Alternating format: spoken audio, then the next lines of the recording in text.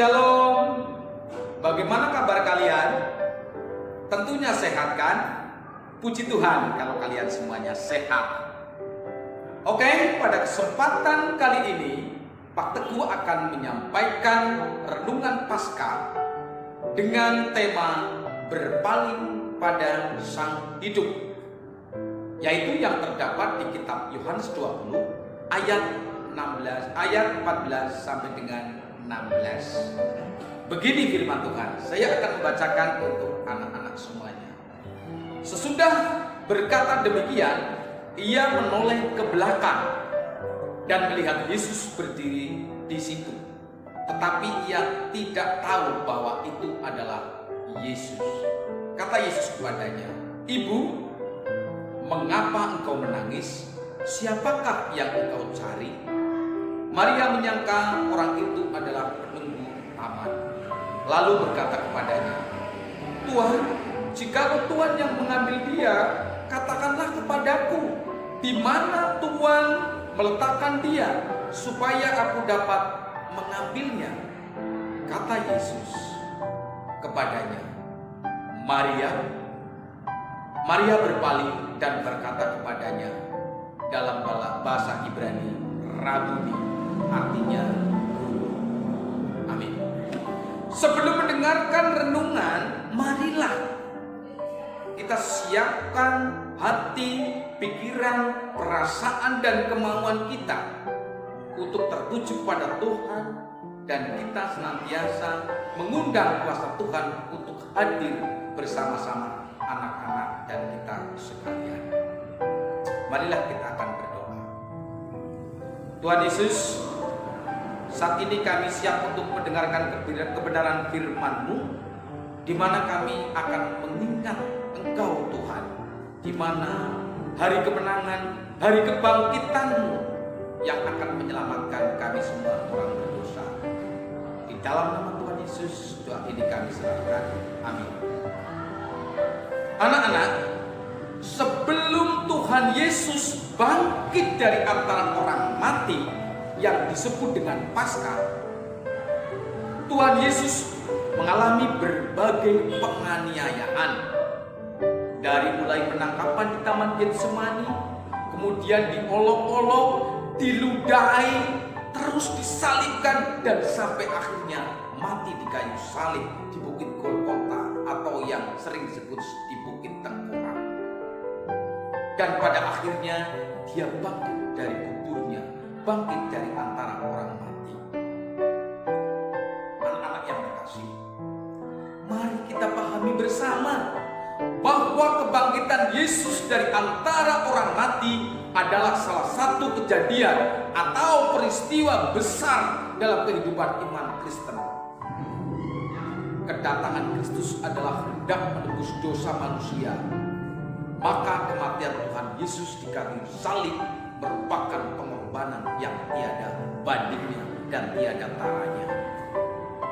Kemahakuasaan Yesus Kristus yang ditujukan melalui kebangkitannya merupakan salah satu bukti bahwa Dia adalah menang dari maut.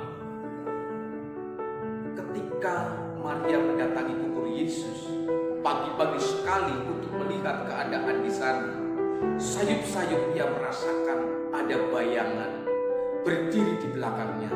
Ia pun menoleh dan mendapati seseorang yang bertanya dengan hal yang sama. Maria semakin bingung. Maria berkata kepada orang yang ia sangka pengurus makam atau penunggu taman tadi, "Tolong beritahu di mana mayat Yesus diletakkan." Mata Maria baru terbuka ketika orang itu menyebut namanya. Dia sadar bahwa itu adalah Yesus sendiri. Dengan demikian, yang memberi pengharapan sejati pada Maria adalah Yesus sendiri. Hal ini menandakan Tuhan tidak hendak membiarkan Maria yang sama seperti dulu. Ia ingin agar Maria mengambil satu langkah dan kembali pada pandangan awal Yesus, yaitu pergi dan memberitakan kabar baik tentang kebangkitannya. Maria Magdalena mengambil satu keputusan yang maha penting, yaitu berpaling pada Sang Hidup. Maria mendapatkan kehidupan yang dicari oleh umat manusia, yaitu Yesus Kristus, Sang bangkit dan hidup. Yesus Kristus yang bangkit dan hidup. Anak-anak yang kukasihi, setelah anak-anak menyimak, mendengarkan, dan memahami sepintas secara singkat bagaimana sosok Maria Magdalena, anak-anak akan semakin mengerti bagaimana keteladanan yang harus kita lakukan. Pelajaran yang dapat kita ambil dari kisah tadi, yang pertama, keadaan dunia ini tidak pasti dan keadaan dunia ini selalu berubah, sehingga kita sangat membutuhkan Sang Hidup. Siapakah Sang Hidup itu?